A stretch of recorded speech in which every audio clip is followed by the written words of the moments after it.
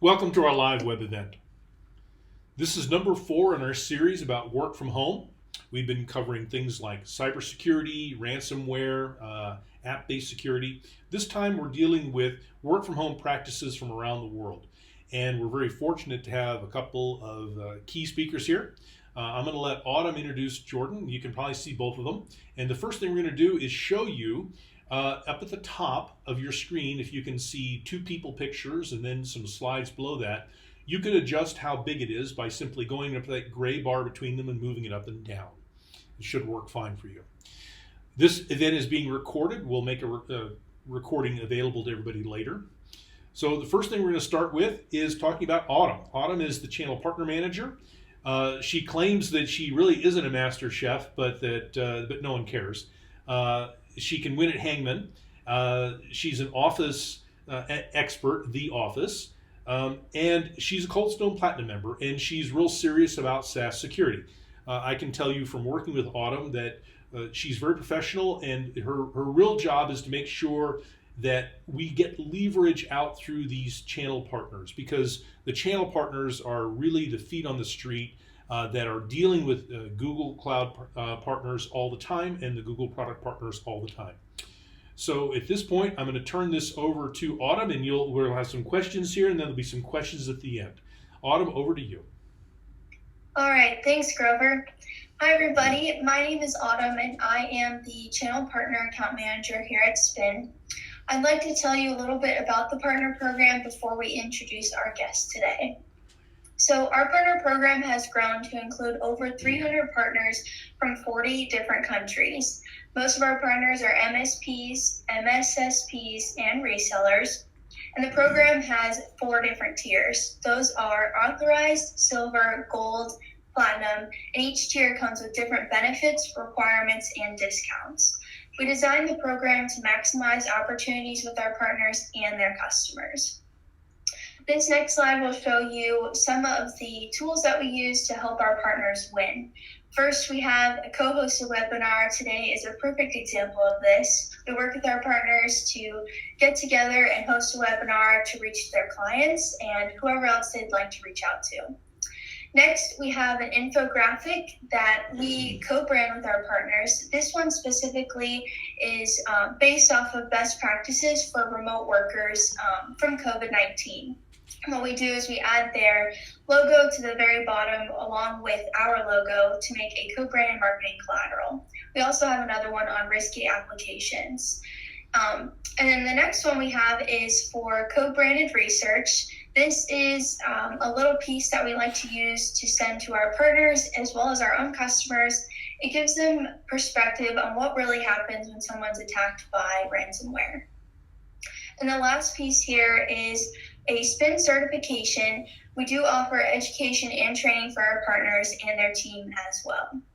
Now, I'd like to introduce our guest today. Today, I have Jordan here with me from WideOps. Hey, Jordan, how's it going? Hey, Autumn, sorry, I was on mute. Hello, everyone. Thank you for having me. My name is Jordan Modenov, and I'm a business development manager for WideOps. I'm responsible for the EMEA region. WideOps is a premier Google Cloud partner reseller and professional services provider. We've got offices in Haifa, Israel, as well as in Sofia, Bulgaria. And we work with companies across all industry verticals. So those companies can be startups, and they can go up to the very large enterprise segment. In terms of what kind of services we offer, so in a nutshell, we would offer everything and anything related to Google Cloud. We consider ourselves to be Google Cloud experts. So for new customers or moving customers from a different provider or colocation provider, we would go over the whole process with them, from assessing their application landscape to moving to planning their deployment architecture. Afterwards, we will do the migration or create the services from the bottom. And finally, we will help them with reviewing and optimizing their application. And of course, throughout the whole process and the whole period, we offer 24/7 premium support by our certified team. And for customers which are already on Google Cloud, then we can help them with the development of automated solutions, development of machine learning models, containerization for existing solutions, CI/CD pipelines, security hardening, you name it, we do it. So this is in a nutshell what we do. Awesome. Perfect. So that's why we're here today, is to talk more about what's going on around the globe. And we have a few questions here to ask Jordan. So let's dive right in. So Jordan, how has COVID-19 impacted your business and customers? So I think that the whole COVID-19 crisis impacted everyone about the same. So from a business perspective, we all stopped whatever we were thinking of doing and started assessing the whole situation and how to begin adapting to it. Many meetings with potential customers were put on hold. They got replaced by meetings with existing clients, and in order to tend to their immediate needs. So from a business perspective, it was dynamic and mainly account management. Whereas from an IT perspective, what I saw from our customers is that actually the IT teams had some of the heaviest burdens. They had to make sure that their workforce could operate remotely from home in a secure manner.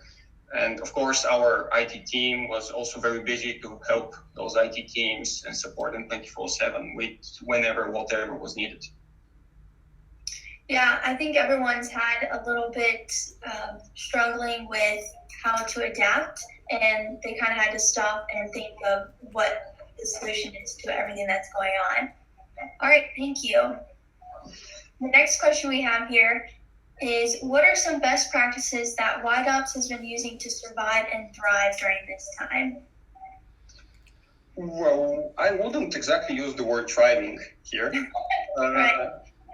Well, our CEO has always been very patient and systematic on how he wants the company to grow. So we actually entered this crisis pretty strong in terms of diversification of customers.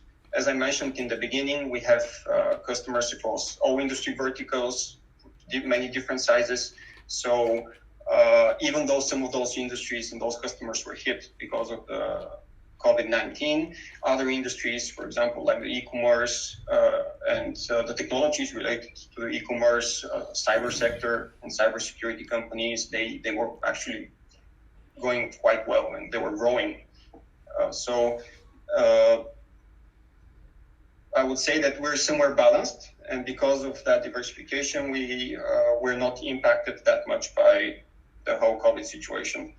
But so as a best practice, I would recommend make sure you diversify your client base in a way that even if there is a crisis in some sectors, other sectors can help you pull it up. Yeah, that's great. I know a lot of people are struggling right now with this, so probably not a whole people are thriving, but everyone's just got to hang in there right now. So thanks for that. Okay, the next question we have here is, are you seeing any changes in your business due to COVID-19? Oh, there's so many changes actually in how I view our business. But if you had asked me that question a week ago, I would say everything is changed. The whole game has changed.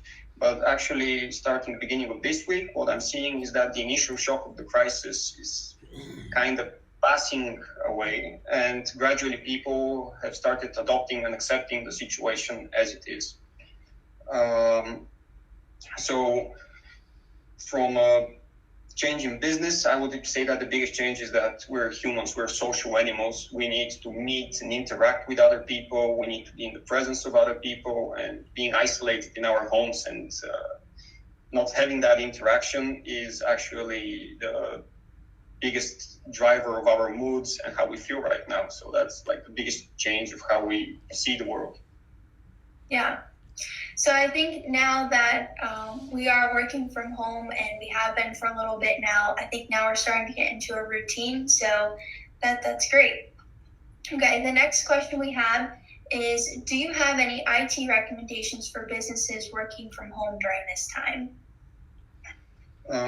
Well, I'm a business development guy, so IT, I can give some general recommendations, but I wouldn't go anywhere in too much depth about that. So my general recommendations would be make sure you pick a good platform like Google Hangouts. Both it's great both in terms of sound, video quality, stability. It can support hundreds of people simultaneously. So you need to make sure that your communications are going through a medium that is very stable and performing. Also, make sure you don't share your laptop with other family members, your work laptop. So keep your work laptop for work and give them another laptop to play or to watch movies or do whatever they might want to do. Just keep that security in mind. And another point I would mention is make sure you're using either a secure VPN connection or, for example, Cloudflare Access, which replaces the corporate VPN clients in a way, is now free because of the COVID. So that's also an alternative. Or just stick to any other implemented solutions by your IT director or chief security officer. Nice. Yeah. We definitely want to stay connected now that everyone is working from home, but we also want to make sure that everything is safe and secure and we're not compromising anything there. So great. Thanks for that. All right. So I do think we have another question. What are you focusing on during this time? We're focusing in several different directions right now. Basically, the main direction is supporting our customers and helping those who need to manage their costs and optimize their spend. We need to help them get there. We need to help them achieve that. And at the same time, we also must help the companies who are actually growing right now and they're expanding their deployments. So we are pretty divided between those two, at least our IT department is. And at the same time, we are working on knowledge generation and certifications. So our CEO insisted that during this time, it's the best time to ramp up our knowledge and sign up for some courses and learn some new stuff. So it's mainly supporting customers, generating knowledge, and I'm doing my best to bring some business as well. But the whole situation is still a bit slow, although it's moving in the right direction right now. Right. Yeah, I think taking time to really focus on training and educating yourself is really important, and what better time to do that than right now. So, all right. I think we might have a few more questions. Do you have any final thoughts though, Jordan? Well, I'll keep this short. We're going to go through this. We need to be patient during that quarantine period. We need to maintain our social distancing. We have to stay positive, otherwise it's not going to go well for us. And of course, we need to wash our hands. I think that was pretty clear. That's a great advice. Thank you so much, Jordan. All right. So that was Jordan from Wide Ops. Now we're going to pass it back over to Grover, and he's going to ask some questions from the panel. Okay, thank you very much. Okay, so the first question I got here, Jordan, is really for you, which is, it looks like Google has recently announced that they grew G Suite and Google Cloud, at the Gmail and G Suite products, grew by about 20% last year.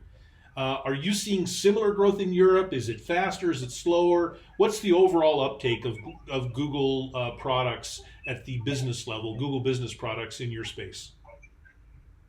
Okay.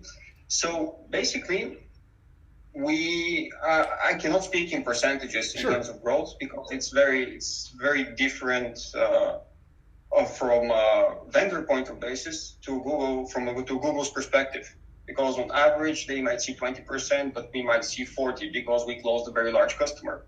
So it's we do see growth. We've been seeing growth ever since we joined Google. Actually, in our case, I think every year ever since we've been in the market, we've doubled our growth, at least doubled actually.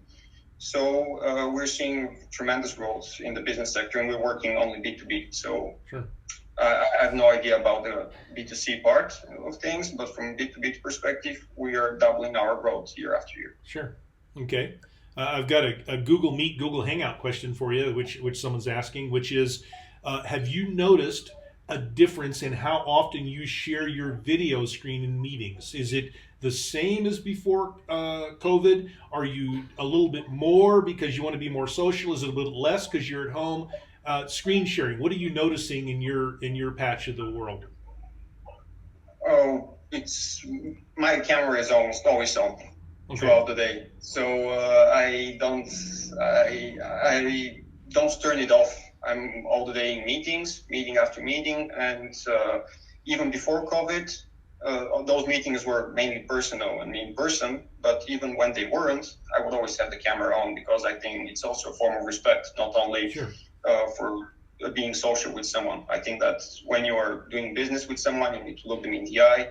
You need to see their body language, how they react, and everything, because Sure. it helps a lot with the whole communication flow. Thank you. I've got another question here, which is, what shift have you seen in the support requirements from customers? Because you said you're focusing on support, keeping customers happy. Has the pattern of the kind of support they've needed changed much, or is it really kind of the same? Well, the support is generally the same, and the volume of the support required increased because of the COVID, specifically because of the dynamic shifts in customer businesses and the fact that some need to cut costs, others need to expand. So, but apart from the initial wave of a lot of activities that had to be performed in a short amount of time, I don't think that much has changed from the support. I mean, it's still, right now it's at the regular level. It's not neither too much nor too little. It's about average. And it's mainly to do with consulting companies and customers on how they can achieve something specific. Sure. Okay. I got a question from another reseller here is, in general, do you have to find customers or do customers find you? What's your market like? Well, we're outbound.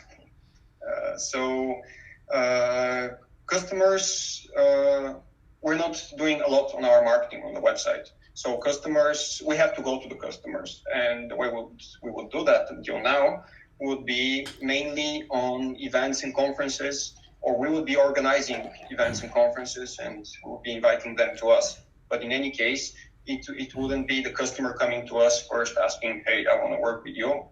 There are those customers, but those are exceptions. The majority of customers would come from either word of mouth of our existing clients, so they would recommend us and introduce us to that potential customer, or we would meet them at a conference and we would start working from there.